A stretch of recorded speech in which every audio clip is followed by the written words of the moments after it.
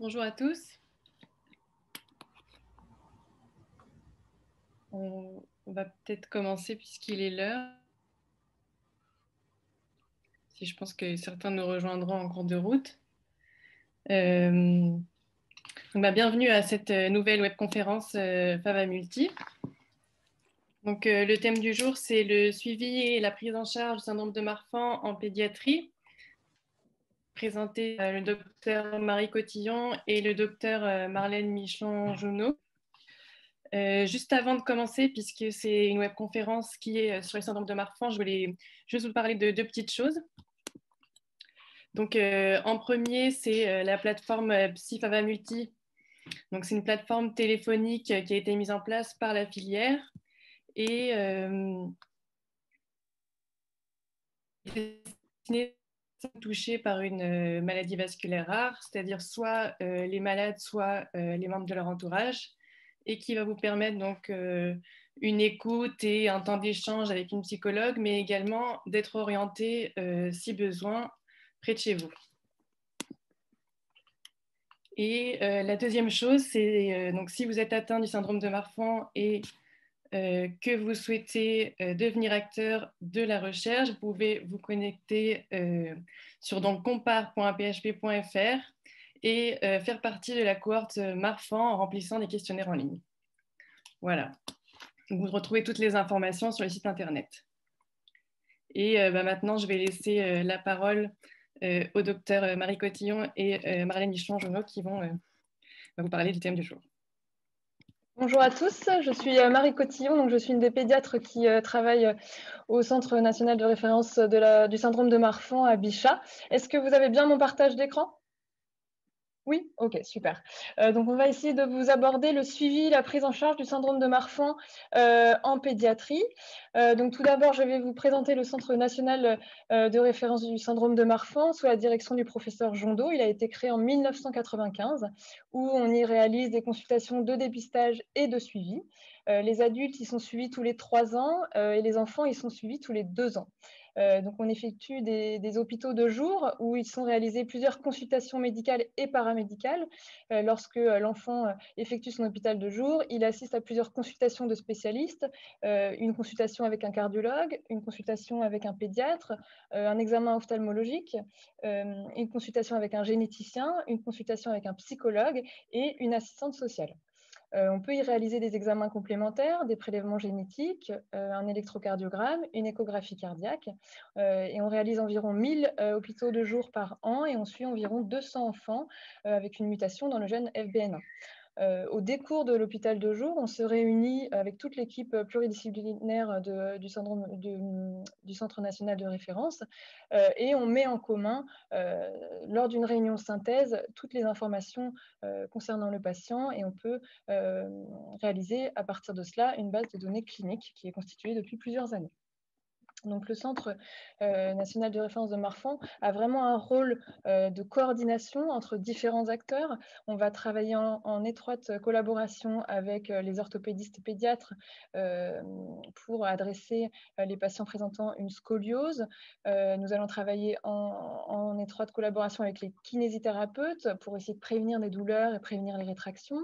On va pouvoir proposer des aménagements scolaires, de l'ergothérapie, de la psychomotricité pour les patients qui présentent des troubles de la motricité fine et une hyperlaxité importante ou une arachnodactylie importante. On va pouvoir encadrer la pratique des sports, réaliser une échographie cardiaque annuelle avec les cardiologues et les patients atteints d'un syndrome de Marfan peuvent présenter des anomalies bucco-dentaires qu'il ne faut vraiment pas mettre de côté. Et enfin, on va surveiller étroitement la taille et éventuellement l'adresser en consultation d'endocrinopédiatrie pour voir si un traitement freinateur de croissance est indiqué. Donc moi, je vais essentiellement vous parler de l'atteinte squelettique et de la pratique du sport. Donc, je vais commencer par l'atteinte squelettique et par les déformations de la paroi thoracique, parce que c'est vrai que c'est des questions qui reviennent assez souvent. Donc, pourquoi il peut y avoir des déformations au niveau de la paroi thoracique? C'est en lien avec un développement excessif des cartilages costaux au cours de la croissance. C'est environ présent chez 50% des patients contre 20% dans la population générale. Et en fait, ce développement excessif au niveau des cartilages va soit refouler le sternum en arrière et provoquer un pectus qu'on appelle excavatum ou un pectus en entonnoir, ou bien refouler le sternum vers l'avant et former une carène qu'on appelle le pectus carinatum. Alors, on peut proposer, donc pour le pectus excavatum, il peut être soit de forme symétrique ou de forme asymétrique, et il se révèle volontiers à l'adolescence lors de la poussée pubertaire. Il peut éventuellement y avoir, mais très rarement, un retentissement pulmonaire. Les EFR, les explorations fonctionnelles respiratoires, sont souvent normales, ou alors peuvent présenter un petit syndrome restrictif. Et souvent, il y a un retentissement esthétique ou psychologique chez l'enfant. Si c'est le cas, donc il y a différentes techniques qu'on peut proposer. Donc, il y a des techniques de comblement que je vais vous détailler après. Il y a un traitement conservateur à type de ventouse ou bien un traitement chirurgical. Il existe principalement 2 techniques.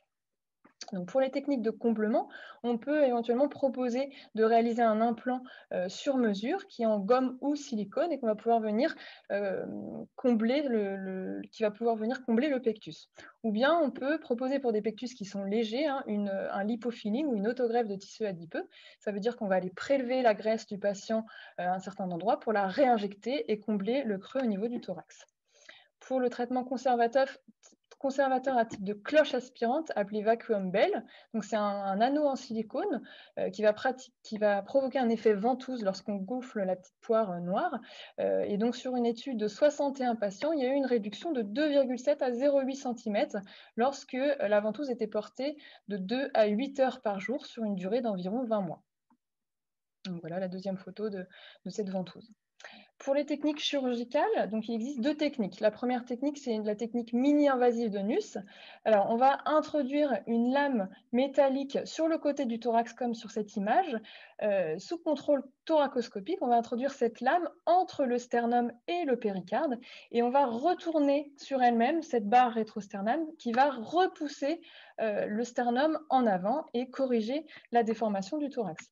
Donc, les indications, ce sont les formes symétriques qui sont modérées. Alors, l'âge idéal, il faut que le thorax soit encore souple et qu'il ait encore un potentiel de remodelage. Donc, l'âge idéal, c'est plutôt 10-12 ans ou un petit peu plus vieux.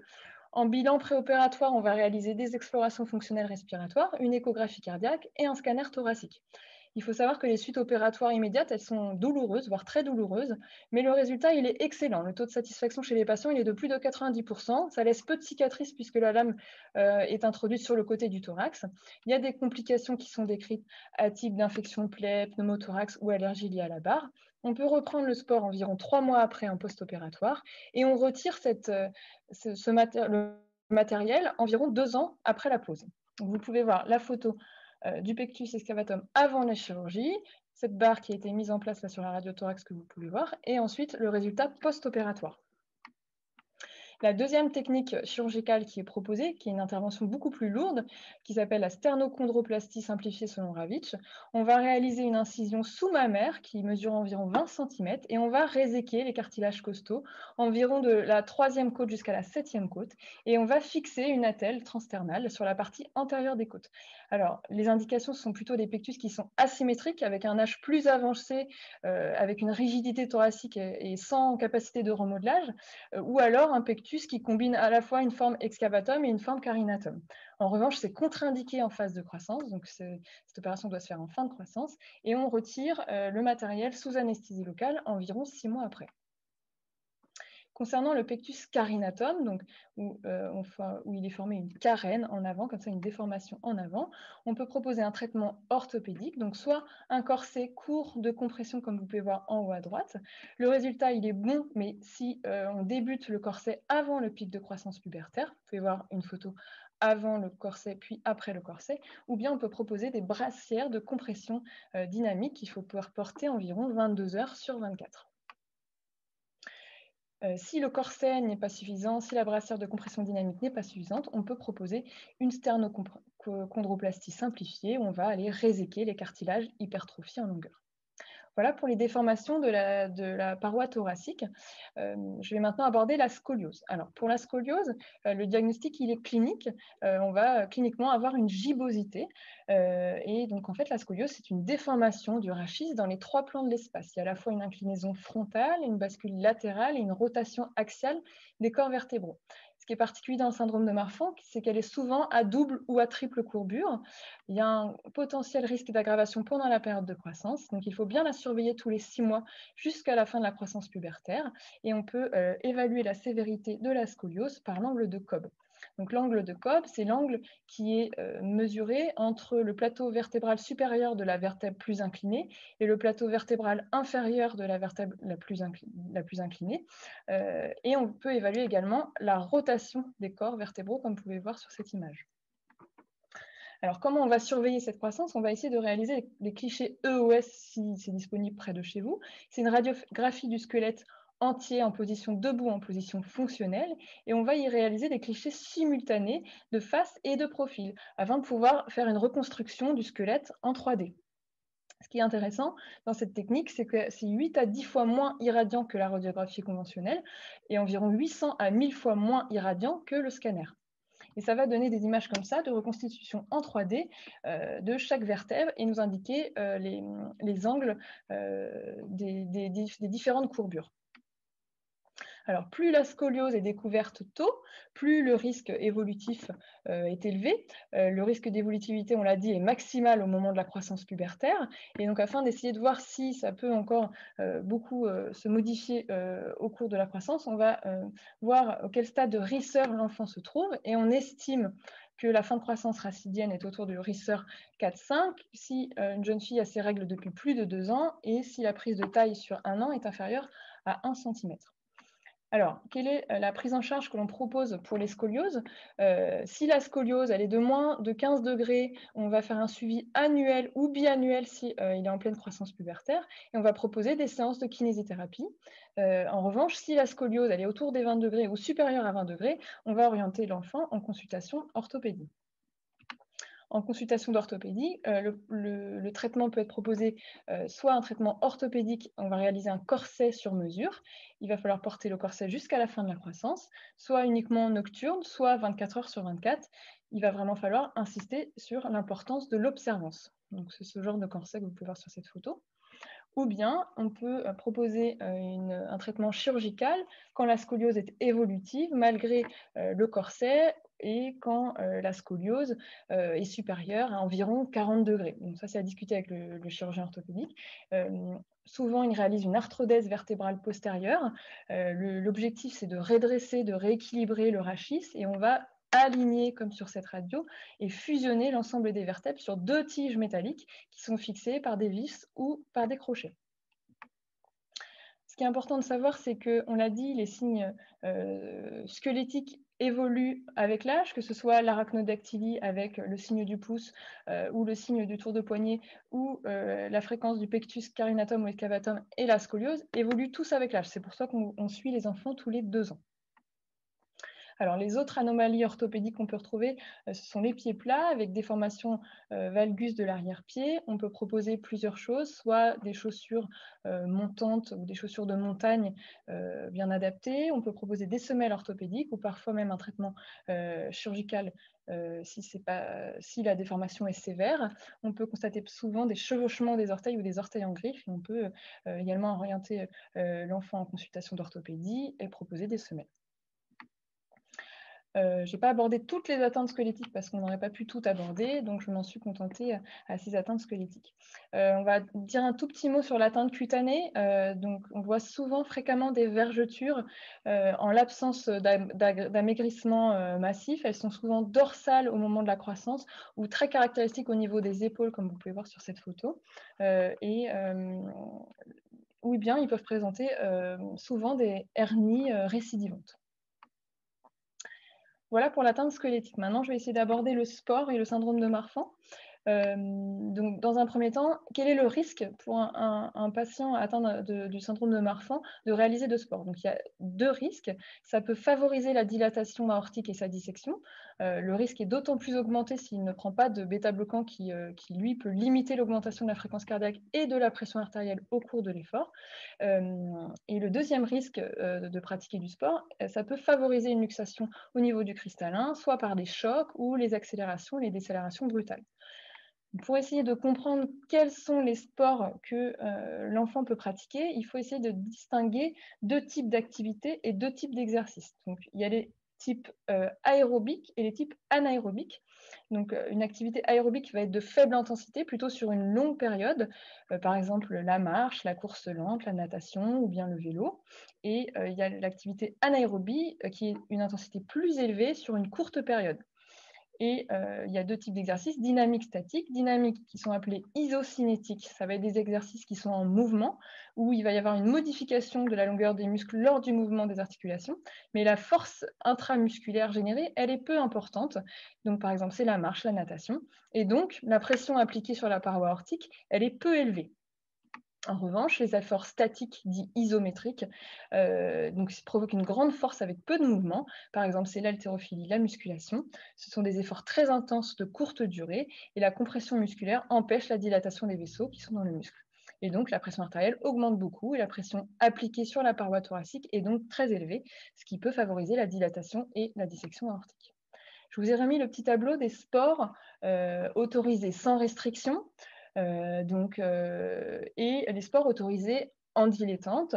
On dit souvent qu'on peut pratiquer avec son enfant calmement le football, le volleyball, le tennis, mais pas en compétition, pas de façon intense, on va dire. Et ensuite, il y a une liste des sports qui sont contre-indiqués. Donc, ce sont tous les sports de contact, tous les sports qui entraînent des chocs, des arrêts ou des changements brusques de direction. Donc, tout ce qui est rugby, boxe, basket qui peut provoquer des coups. Donc, je vous laisse regarder ce tableau. Donc récemment, on a essayé de créer une application. Donc lors de notre réunion de synthèse, on a une application qui va générer une liste des sports autorisés à l'école, en prenant en compte à la fois le niveau scolaire, l'atteinte cardiaque et l'atteinte orthopédique, ainsi que l'atteinte ophtalmologique. Et on va générer un tableau qui se présente comme ça, avec les sports autorisés, la liste des sports sur la gauche, et il est noté oui ou non si l'enfant a le droit de réaliser les sports. Donc, je pense que c'est assez indicatif. Donc, pour l'école, c'est assez important d'avoir ce tableau. Donc, en résumé, le sport et un patient atteint d'un syndrome de Marfan, il a une faiblesse au niveau de la paroi aortique. Il faut éviter de soumettre à de trop fortes contraintes. Il faut favoriser les sports d'endurance. Et il y a une règle qu'on peut appeler la règle des 3 C. C'est pas de compétition, pas de collision, limiter les arrêts brutaux, les chocs, pas de contact, se limiter à 50% de sa capacité maximale, essayer de ne pas repousser ses limites, ne pas tester ses limites. Et il y a une contre-indication des sports isométriques.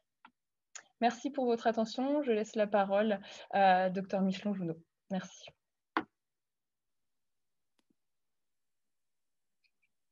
Là, c'est bon, vous le voyez en Ouais, super. Ouais, merci, je vous laisse passer. Donc, j'enchaîne sur un petit peu les circonstances de consultation dans lesquelles on peut voir les enfants au centre de référence. Et puis, on va aborder plus particulièrement après l'école, tout ce qui est annonce diagnostique. Et puis, j'ai fait un petit topo sur la fin sur la question de la taille parce que c'est un peu, les recommandations ont un peu changé. Et puis, c'est des questions fréquentes qui reviennent en consultation pédiatrie chez les enfants. Donc, il y a globalement 2 cas de figure. Je veux bien que vous passiez la diapositive, s'il vous plaît. Dans le cadre où on va voir les enfants au centre de consultation Marfan, il y a d'abord toute ce qui est les consultations d'enquête familiale. Donc, le Marfan, c'est une maladie autosomique dominante. Donc, un parent Marfan aura un risque sur 2 que son enfant soit atteint. Donc, on dépiste les enfants des patients qu'on suit. Et donc, on va voir les enfants à partir de l'âge de 4 ans. Ça peut être exceptionnellement avant s'il y a une demande des parents, mais c'est à peu près l'âge à partir duquel on les accueille à Bichat en hôpital de jour de diagnostic. Notre rôle, donc en tant que pédiatre du centre de référence, ça va être de dépister les signes squelettiques, d'avoir un rôle effectivement d'expertise, donc de diagnostiquer ou de récuser le diagnostic. Et l'intérêt de les voir, et c'est aussi pour ça qu'on a mis la barre à l'âge de 4 ans, c'est que, Marie vous a bien dit que les signes squelettiques apparaissent avec l'âge et que, à part les formes néonatales graves avant l'âge de 4 ans, il n'y a pas grand-chose à faire en termes de prise en charge sur le squelette. Mais l'intérêt, ce sera, si on a un diagnostic de Marfan posé, débuter précocement un traitement par bêta-bloquant chez ces enfants. Et je veux bien que vous cliquiez. L'autre cas de figure, c'est les patients qui nous sont adressés hors histoire familiale pour un dépistage. Donc, ça peut être devant des signes squelettiques, ce qu'on appelle le morphotype marfanoïde, ou des enfants qui ont des scolioses évolutives et sévères. On a parfois des consultations devant des survenues de pneumothorax spontané chez des adolescents plutôt qui sont fins et longilignes. Les enfants peuvent être adressés par un ophtalmo qui va faire le diagnostic d'ectopie en vue lors du bilan de dépistage ophtalmo des enfants. Et ça peut aussi être des enfants adressés devant des atteintes cardiaques sans qu'il y ait d'histoire familiale a priori. Je veux bien que vous cliquiez 2 fois.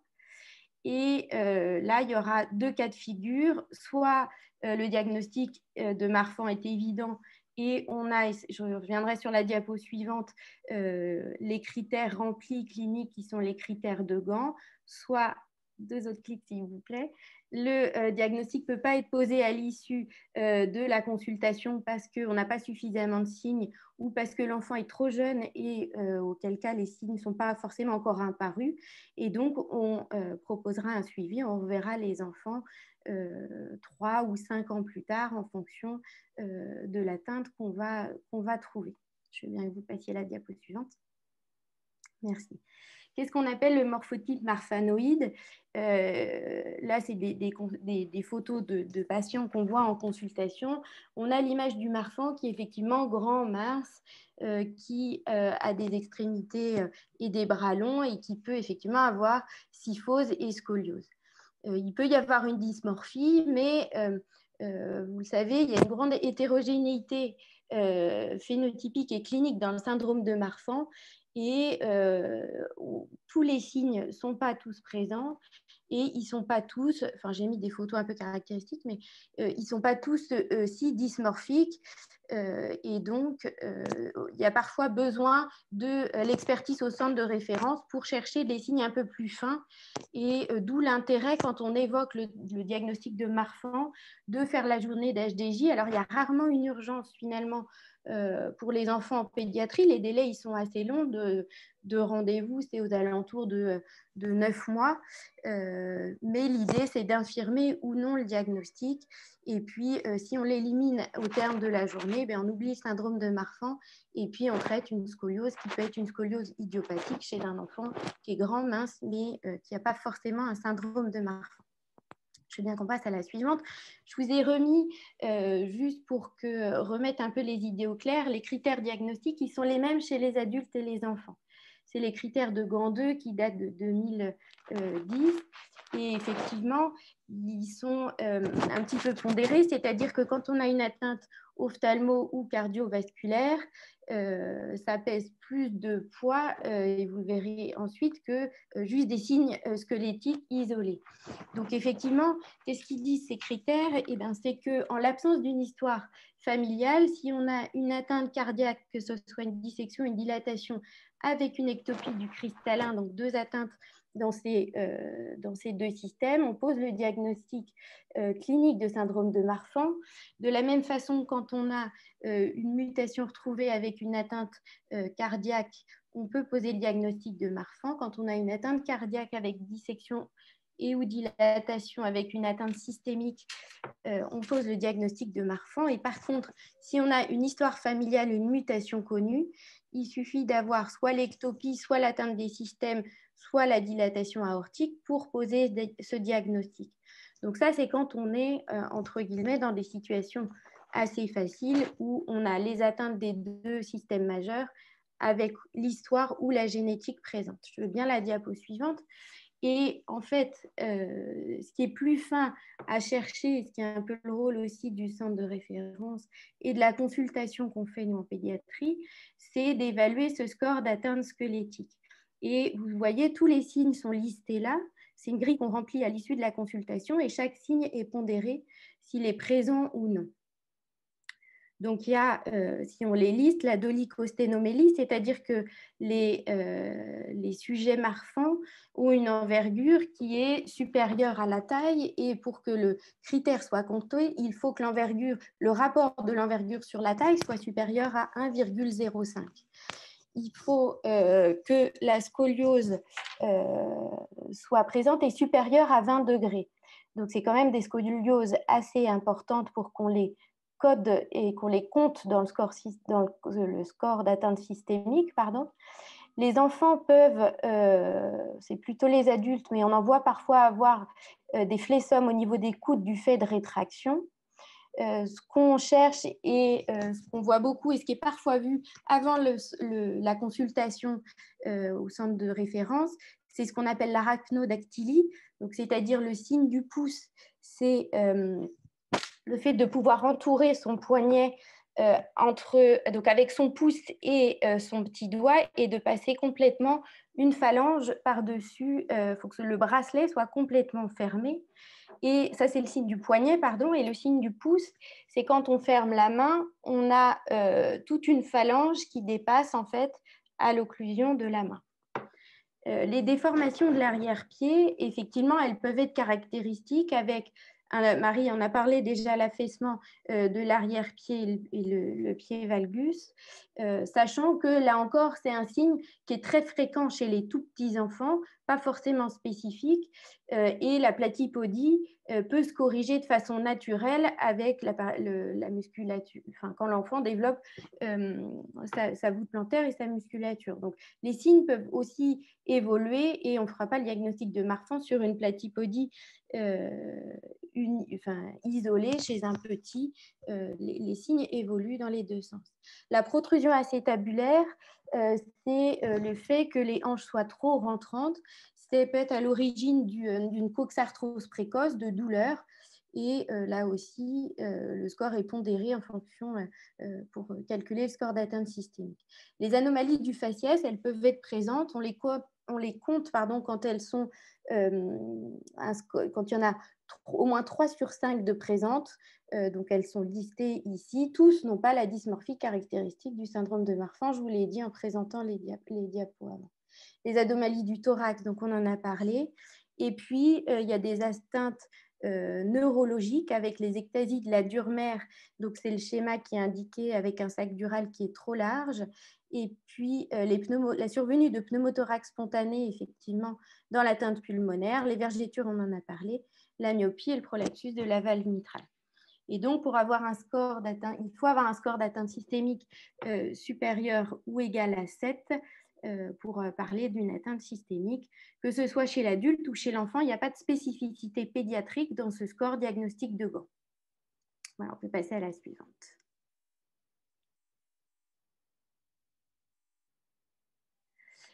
Alors, après, on a demandé un peu l'aide à Marine, notre psychologue du centre de référence, pour savoir, parce que c'est aussi la question des parents, quand et comment parler du syndrome de Marfan à un enfant. Alors, c'est vrai qu'il y a plusieurs cas de figure. Les histoires familiales sont toujours différentes, et on n'est pas dans le même cas de figure quand on vient pour une consultation d'enquête familiale où, a priori, il y a une histoire dans la famille et il y a des antécédents familiaux.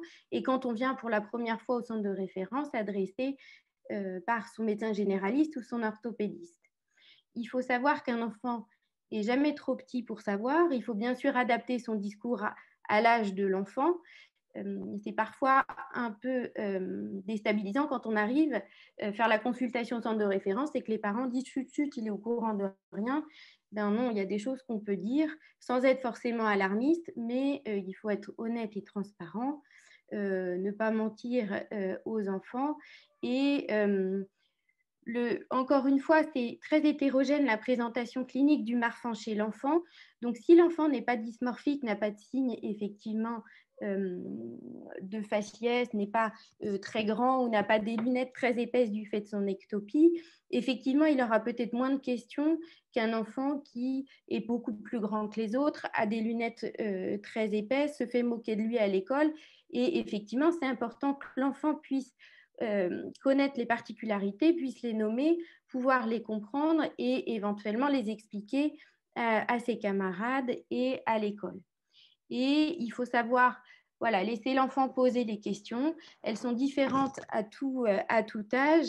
Et si l'enfant pose la question, c'est qu'a priori, il est prêt de lui-même à entendre la réponse qu'on pourra lui apporter. Donc, il n'y a pas d'âge, entre guillemets, il n'y a pas de technique particulière. Il faut savoir que quand ils viennent en journée d'HDJ, Marine, elle reçoit toutes les familles, les enfants avec ou sans leurs enfants, avec ou sans leurs parents, pardon, et ça permet de voir un petit peu d'où sont les parents, quelles sont les attentes des uns et des autres.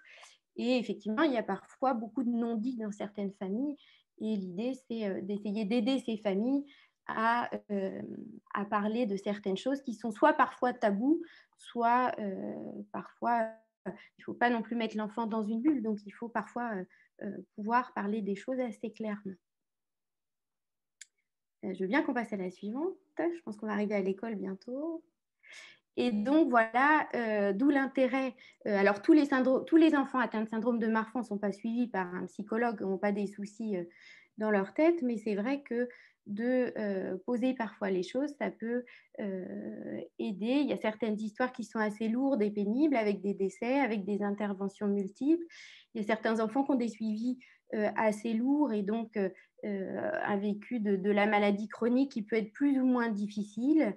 Il y a parfois, on l'a vu à l'adolescence, des problèmes esthétiques. Leur grande taille peut les gêner, leur pectus peut les gêner. Il peut y avoir des troubles de la marche sur des protrusions ou des boiteries ou des scolioses qui peuvent être très visibles. Et il y a parfois besoin d'en discuter, de pouvoir en parler et de les aider. Il y a parfois, Marie en a parlé par rapport au sport, des limitations qui peuvent être mal comprises en termes d'activité, de travail chez les adultes ou d'orientation professionnelle. Pour les enfants, effectivement, un enfant Marfan, il ne pourra pas faire du sport-études, même s'il a investi beaucoup le basket, par exemple, ou un autre sport dans sa petite enfance avant que le diagnostic soit posé. Il peut y avoir aussi des soucis de fatigabilité dans le Marfan. Alors, il y a une famille hier, c'est tout l'un ou tout l'autre, il y a aussi des Marfans hyperactifs. Donc, il faut faire la part des choses et s'adapter à chaque enfant. Et puis, un peu plus tard, nous, en pédiatrie, on est moins confrontés, mais il y a parfois des questions sur le problème génétique. Ces enfants, un jour, ils auront une descendance et parfois, effectivement, ils se posent des questions. Mais ça, c'est plutôt en âge de procréer et un peu plus tard, mais c'est des questions qui peuvent être abordées aussi. Voilà, et puis après, je crois qu'on passe à l'école. Le syndrome de Marfan et l'école. Alors, qu'est-ce qu'on dit aux enfants et comment se passe la scolarité d'un enfant Marfan? Là encore, il n'y a pas de dogme et de schéma fixe. Dans les messages importants, et moi je leur dis fréquemment, c'est que l'intelligence des enfants Marfan, elle est normale. Il n'y a aucune baisse de QI ou quoi que ce soit, et il n'y a aucune raison qu'ils soient pénalisés et qu'ils n'aient pas une scolarité la plus normale possible. Donc effectivement, il y a parfois des adaptations qui sont nécessaires et parfois il n'y en a pas besoin. Parfois, on a besoin de s'aider de Fanny, l'assistante sociale, qui intervient pareil lors de la journée multidisciplinaire pour appuyer ou constituer un dossier MDPH. Et il y a certains enfants qui auront besoin d'aucune adaptation. Donc là encore, c'est vraiment au cas par cas et en fonction du vécu de l'enfant. Alors, je veux bien qu'on clique une fois. Alors après, est-ce qu'il y a nécessité d'en informer la maîtresse, l'école et de faire un PAI, de faire quelque chose? C'est pareil, c'est un peu la même chose. Je pense qu'il n'y a pas forcément nécessité, obligation d'informer la maîtresse s'il n'y a aucun souci et adaptation à faire à l'école, notamment en maternelle.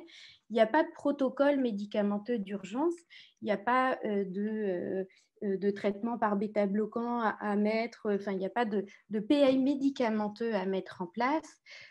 Il y a une information pour le sport à faire certainement, mais plutôt au collège ou au lycée, pour voir ce qu'ils font en sport, en maternelle et primaire. La plupart du temps, ils ne sont pas gênés, si ce n'est peut-être au primaire, quand on commence à aller à l'école, qu'on a un corset ou qu'on a besoin d'enlever le corset. Il y a eu certaines familles où il y avait besoin de faire un PAI à ce moment-là. La question peut se poser plus quand il y a les voyages scolaires, donc c'est plutôt primaire et collège, parce qu'il y aura la prise de bêta-bloquants et parce que là, il y a effectivement besoin d'informer. Après, c'est aussi en fonction de la famille, c'est-à-dire que si l'enfant est gêné au niveau dysmorphique, a des grosses lunettes, se fait moquer de lui du fait de son morphotype, peut-être effectivement il faudra faire une information, intervenir dans l'école, et ça c'est vraiment au cas par cas, et il n'y a pas de schéma type à proposer aux enfants marquants. Alors après, en fonction des niveaux, je veux bien qu'on passe la diapo suivante, qu'est-ce qu'on va pouvoir proposer? En maternelle, l'important, ça va être de dépister les atteintes qui vont pouvoir retarder les apprentissages. Et ça, les maîtresses, elles ont l'œil souvent, c'est-à-dire qu'elles vont, je veux bien que vous cliquiez, pardon, pouvoir alerter les parents sur le dépistage des troubles visuels. Il y a parfois des enfants qui ont besoin d'approcher la feuille très près parce qu'ils ont une myopie importante. Et de toute façon, chaque enfant doit avoir, à partir de l'âge de 3 ans, un bilan ophtalmo complet annuel. Donc, normalement, c'est fait. Après, en moyenne section, normalement, il y a une visite médicale à l'école avec un dépistage ophtalmo aussi. Et l'idée, c'est de dépister les myopies fortes ou les ectopies du cristallin qui n'auraient pas été diagnostiquées avant. Voilà. Et puis la deuxième chose, je viens que vous cliquiez, c'est le dépistage des troubles de la motricité fine avec des enfants qui risquent d'avoir, du fait de leur hyperlaxité et de leur arachnodactylie, des difficultés de graphisme, des difficultés pour tenir leur crayon et qui vont effectivement être gênés. Et là, l'urgence, c'est de pouvoir les dépister pour proposer un bilan, éventuellement une rééducation en psychomotricité. C'est parfois des enfants qui ont du mal dans la motricité fine à boutonner, déboutonner, à mettre leurs lacets, à visser, dévisser. Et ça peut se rééduquer en psychomotricité dès la maternelle, dès l'âge de maternelle. Je veux bien qu'on passe à la diapo suivante. Donc, de la maternelle, on passe au primaire. Ah non, j'ai fait la diapo. Alors, je veux bien que vous cliquiez parce qu'il y a des photos qui doivent apparaître. J'ai fait un focus sur le dépistage des troubles de la motricité fine et je vous ai juste remis des photos. Voilà, merci, sur l'hyperlaxité et l'arachnodactylie. Comment on cote l'hyperlaxité? C'est avec le score de Byton et donc c'est un score qui se cote sur 9 où on va étudier pas toutes les articulations, mais celles au niveau de la main. Donc, il y a 1 point par pouce quand l'enfant arrive à toucher son pouce au niveau de son avant-bras. 1 point par 5e doigt quand il arrive à l'étendre à plus de 90 degrés. On cote au niveau des coudes s'il y a une extension maximale qui est supérieure à 180 degrés. On cherche d'un récurvatum des genoux.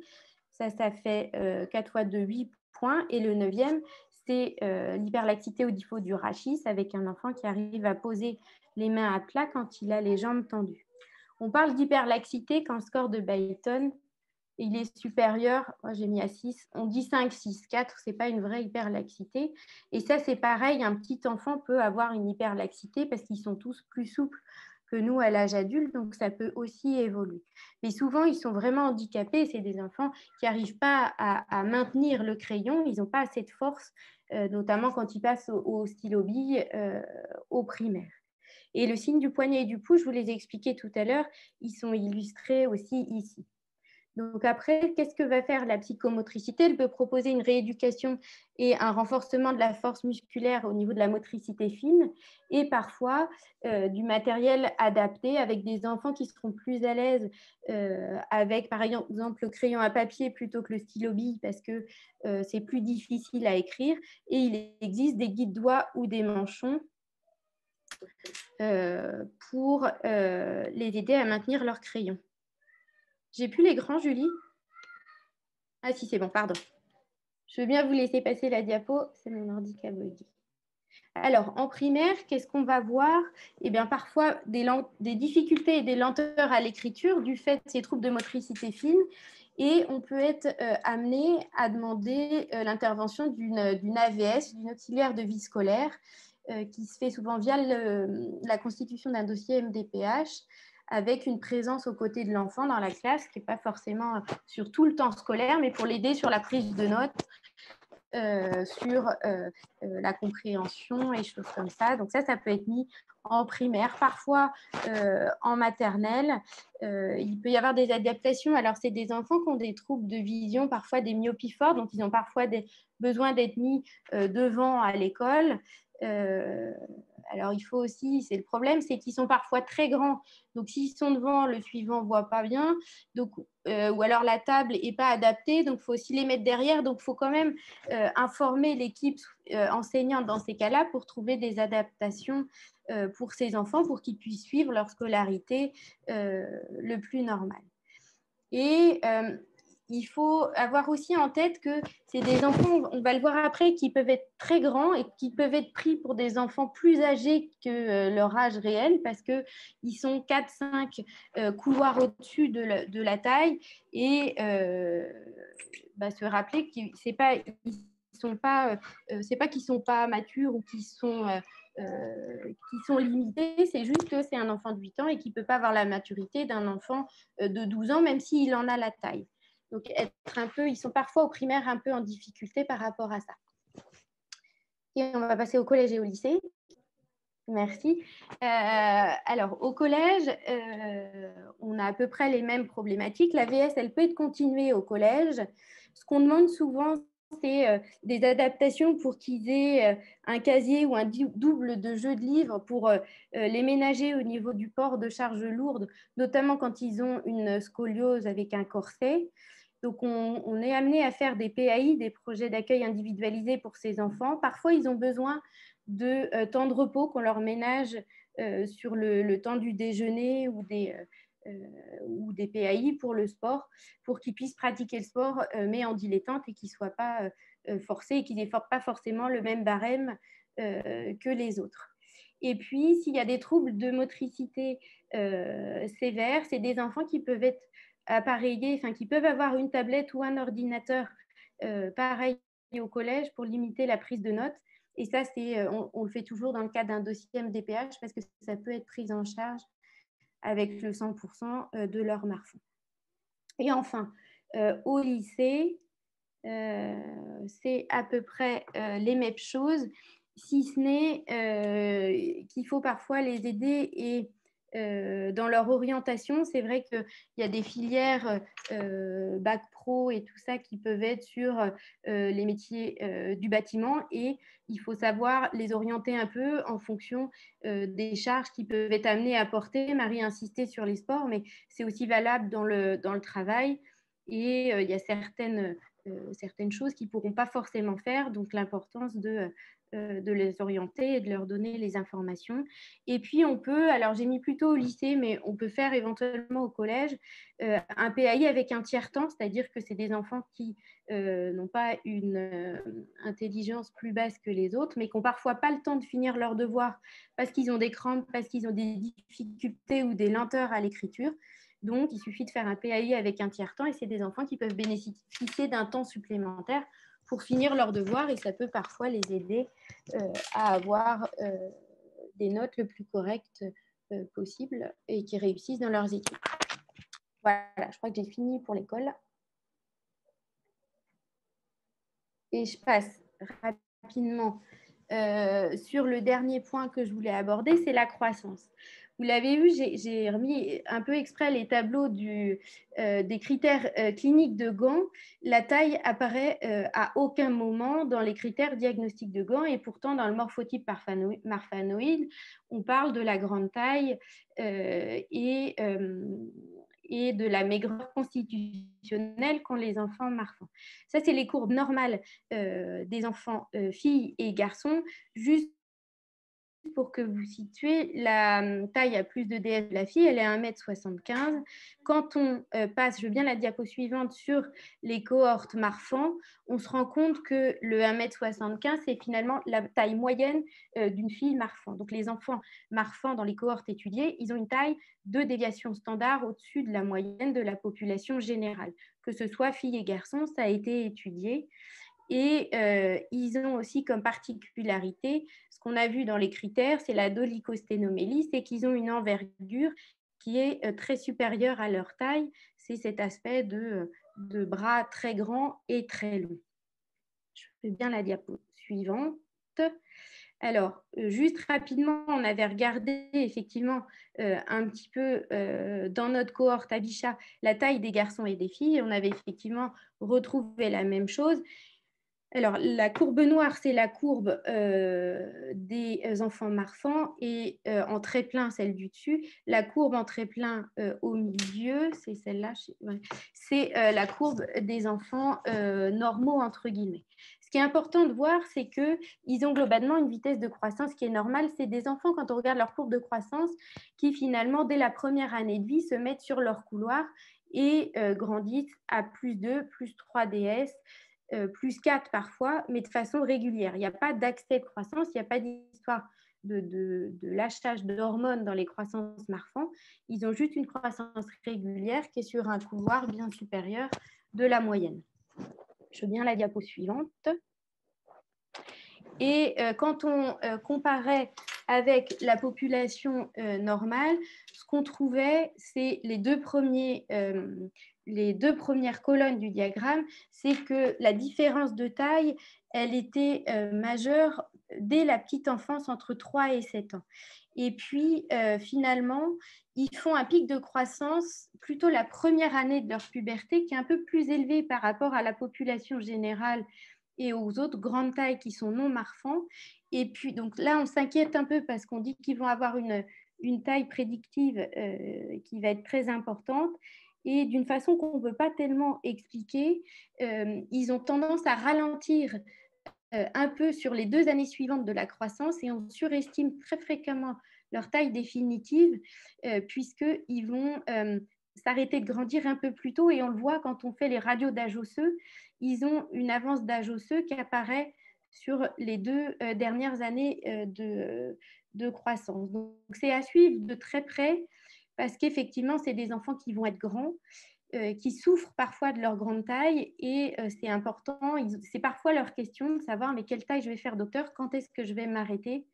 Et du coup, il y a quelques études et ça a été un peu étudié sans pour autant qu'on trouve de choses significatives en termes d'avance pubertaire, que ce soit chez la fille ou le garçon. On va passer à la suivante pour que j'ai le temps juste de vous parler des conséquences de la grande taille. Il n'y a pas de complications médicales et d'indications thérapeutiques franches à freiner cette grande taille. Par contre, il peut y avoir un retentissement psychologique et social, le sentiment effectivement d'être différents. Ils sont souvent à la fois très grands et ils ont une maigreur assez importante. Et ça, c'est assez difficile à évaluer leur vécu de leur grande taille. Et c'est pour ça qu'on doit donner une information, mais il n'y a pas d'indication franche de traitement.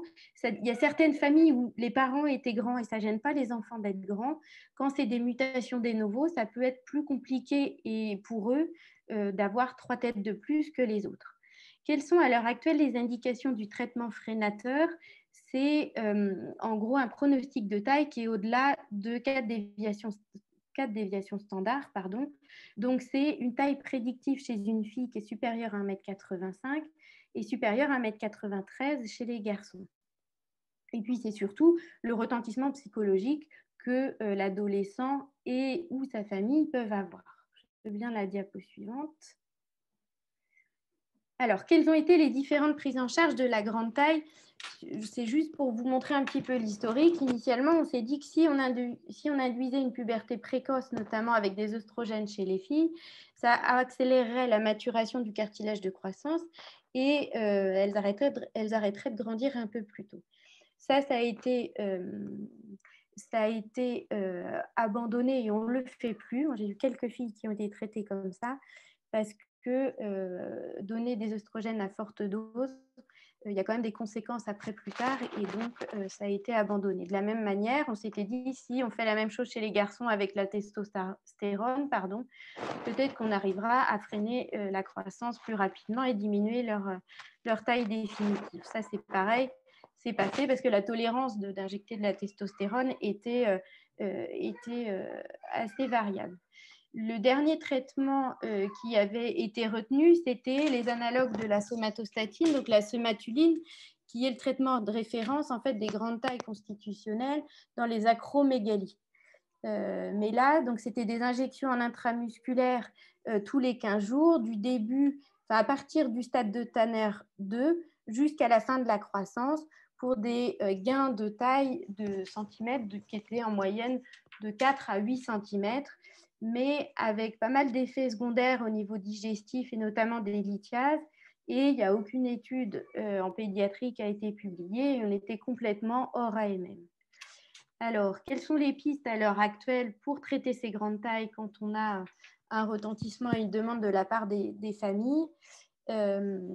C'est la chirurgie, c'est en train de se développer, et l'épiphysiodèse percutanée bilatérale des genoux. L'objectif, c'est de réduire, on est à peu près sur les mêmes objectifs thérapeutiques, en moyenne de 5 cm la taille prédite, avec moins d'effets secondaires en termes par rapport à l'hormonothérapie qu'on pouvait proposer, et des traitements qui sont radicaux, et ce n'est pas des traitements hormonaux qu'on va prendre pendant 3, 4, 5 ans. En fait, c'est des techniques qui sont très pratiquées dans les pays en Hollande et au Danemark, où les gens sont grands, mais de façon ethnique, beaucoup moins en France, parce que les chirurgiens sont assez réfractaires d'intervenir sur des os en bonne santé. C'est uniquement en cas de demande de traitement, et c'est assez encadré, avec des évaluations psychologiques avant, après et dans le suivi. Et c'est encadré dans le cadre, notamment à Créteil, au CHIC, dans le cadre d'un PHRC qui est coordonné par le docteur Marchand. Ça s'appelle GREPI, l'étude, pour effectivement essayer de développer ça plus en Europe et en France. En France surtout, parce qu'en Europe, c'est fait un peu. Je viens juste la diapo suivante. Juste une diapo pour vous dire en quoi ça consiste. L'idée, c'est d'intervenir donc au niveau du fémur distal en fusionnant le cartilage de croissance pour limiter la croissance au niveau des membres inférieurs. On fait les deux genoux en même temps, soulagés. Ça demande une immobilisation d'une quinzaine de jours, un arrêt de sport de 2 mois. Et ce qui est important, c'est le timing auquel on va faire l'intervention. Et les recommandations, c'est un âge osseux en dessous de 14 ans pour les garçons et en dessous de 12 ans pour les filles. Et les recommandations, je vous les ai mis là, c'est des tailles, les indications, c'est des tailles prédictives au-delà de 3 déviations standards. J'ai juste 2 diapositives, je regarde l'heure, pour vous montrer les effets que ça peut avoir. Je veux bien qu'on passe la suivante. C'est l'exemple d'une jeune fille qui a eu une épiphysiodèse des genoux, donc qui a été opérée à l'âge de 12 ans, et on voit que ça ralentit. Donc, ça, je ne sais pas si vous connaissez, c'est un logiciel qui est en ligne qui s'appelle BonExpert, qu'on commence à utiliser un petit peu, qui vous permet, donc en mettant le sexe, donc fille ou garçon, l'ethnie, l'âge osseux, donc on fait par la technique de la radio de la main gauche, la taille du père, la taille de la mère, et tout ça est intégré. Donc, ce n'est pas que les enfants marfans, c'est toutes les grandes tailles. Et ça vous donne la ligne verte, la taille prédictive. Donc là, cette jeune fille, à l'âge de 12 ans, elle avait une taille prédictive qui était à 1,89 m. On l'opère parce qu'elle en fait la demande et qu'elle est au-dessus de 4 déviations standards à l'âge de 12 ans. Et on voit qu'elle a finalement une taille définitive à 1,84 m. Donc, on gagne effectivement 5 cm au niveau de sa taille définitive. La diapo suivante, c'est la même chose, on peut la passer. C'est juste un exemple de garçon. Et pareil, une taille prédictive qui était aux alentours, au-delà d'1,99 m, et la croissance qui s'arrête après l'épiphysiodèse. Voilà, donc je vous ai dit, il y a une certaine réticence des chirurgiens français. Donc, c'est fait au CHIC à Créteil et à Trousseau maintenant par le professeur Marie et le professeur Vial. Parce qu'il y a quand même, effectivement, il faut planifier l'intervention au bon moment. Il faut le faire ni trop tôt parce qu'on risque de faire une hypercorrection parce que le tronc et les bras vont continuer à grandir. Donc, l'idée, ce n'est pas non plus de majorer une dysmorphie. Et ni trop tard parce qu'une fois que les cartilages sont soudés, il n'y a aucun intérêt, on aura un gain moindre. Voilà, je crois que j'arrive à la fin. Donc ça, c'était juste la diapo de Marie, mais c'est celle du début. Donc je pense que vous avez compris au terme de cette présentation qu'on a une prise en charge qui est globale et surtout de coordonner et d'orienter tous ces parents qui arrivent au centre de référence. Donc, je pense qu'on peut la passer, Julie. Et il y en a juste une dernière, je crois, qui conclut les objectifs et le rôle de notre consultation multidisciplinaire à Bichat. C'est effectivement de rassembler les données cliniques tirées de l'examen des divers spécialistes et d'établir ou d'infirmer un diagnostic de Marfan, de proposer une thérapeutique avec des prises en charge des différentes atteintes et donc qui est adaptée à chaque enfant parce que chaque enfant aura une atteinte particulière, proposer un schéma de suivi aux familles. L'idée, c'est d'en faire ni trop ni trop peu et d'informer et d'éduquer les patients.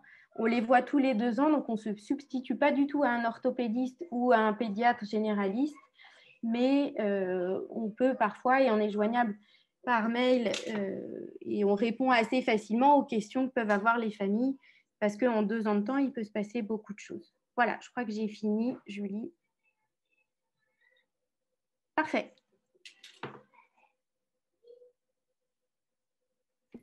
Merci à vous deux pour cette présentation. On a reçu quelques questions, mais vous pouvez les poser toujours dans les commentaires. On en a eu une première. Faut-il que l'ado soit suivi systématiquement par un rhumatologue pédiatrique, je pense, et un chirurgien orthopédique?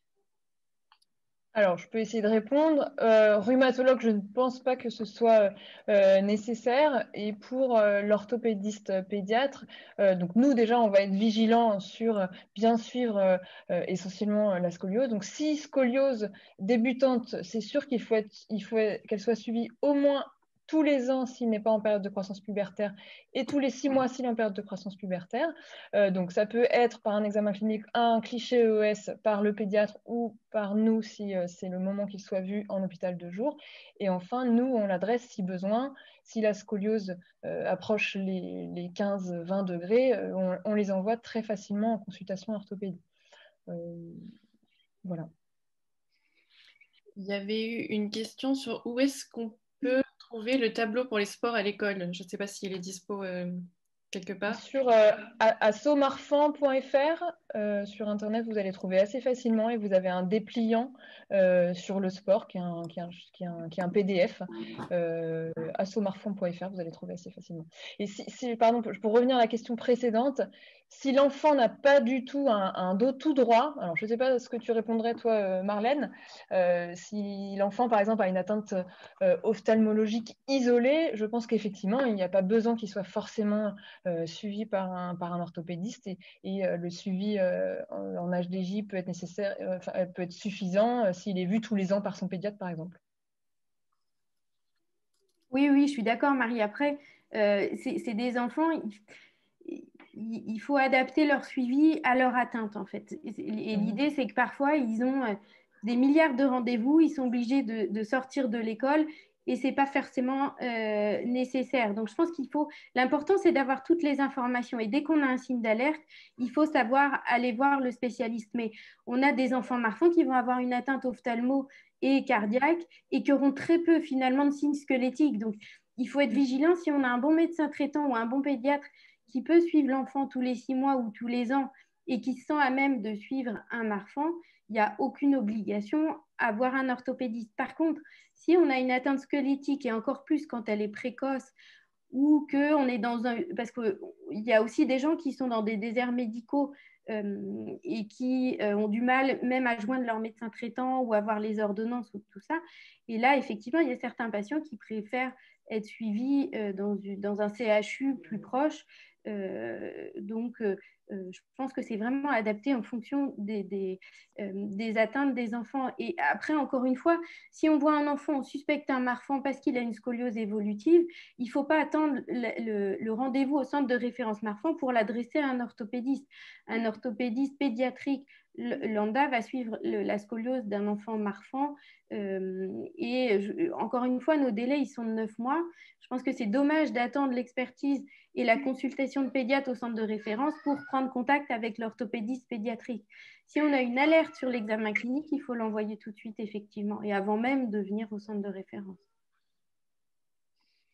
On a eu un mot de Olivier Miron, donc de l'hôpital qui nous précise que donc, pour avoir la liste des sports scolaires individualisés, il faut consulter donc, en centre de compétences et de référence.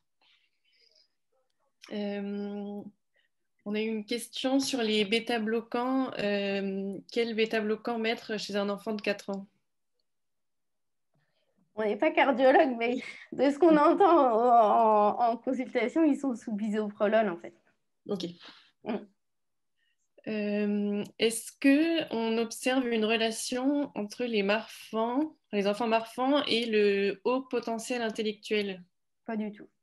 On a des enfants marfans à haut potentiel intellectuel. On en a d'autres qui ont toutes les dyspraxies de la Terre. Il y en a qui sont plus en difficulté. Il n'y a aucun relationnel avec le marfan. Alors, on a eu une question. La maîtresse de ma fille demande déjà un suivi par une AVS alors qu'elle est en petite section. Faut-il faire ceci obligatoirement en lien avec vous ou sa pédiatre suffit? Non, si la pédiatre se sent de le faire, ça peut être un PAI fait avec la pédiatre. S'il y a besoin d'aide pour faire un dossier MDPH ou pour construire la demande, là, on peut être sollicité en passant par le secrétariat et on voit ça avec Fanny. Ça passe des fois plus facilement s'il y a le cachet et le nom du pédiatre du centre de référence Marfan. Donc, on peut le faire. Mais juste pour une AVS, je pense que ça peut relever du pédiatre, effectivement. On a une autre question sur les bêta-bloquants, mais je pense qu'on fera une autre conférence avec des cardiologues pour les enfants, donc on aura l'occasion d'en reparler. Est-ce que le suivi orthopédique doit être suivi après la croissance pubertaire? J'ai une question. Chez le jeune adulte. Chez le jeune adulte, je pense que oui, ça nécessite quand même qu'il y ait un suivi. Après, s'il y a une stabilité, voilà, 1 ou 2 ans peut-être à la fin de la croissance pubertaire, je pense qu'ensuite on peut arrêter le suivi. Les orthopédistes le disent facilement aux familles, hein, une fois que c'est stabilisé et que l'enfant ne grandisse plus, en gros, ils leur disent qu'il n'y a pas de nécessité de les revoir. Par contre, le rhumatologue, là, peut prendre le relais chez les adultes jeunes s'il y a d'autres problématiques qui sont de l'ordre des douleurs chroniques, chose qu'on ne voit pas. Les scolioses de l'enfant, elles ne sont pas douloureuses, donc c'est des problématiques un peu différentes. Et là, le rhumatologue de ville peut prendre le relais quand c'est des jeunes adultes, effectivement. Je crois qu'on a répondu à toutes les questions qui étaient posées. Je vous remercie à nouveau pour vos présentations et pour les réponses aux questions. Je vous souhaite une bonne soirée. Merci. Merci. Au revoir. Au revoir.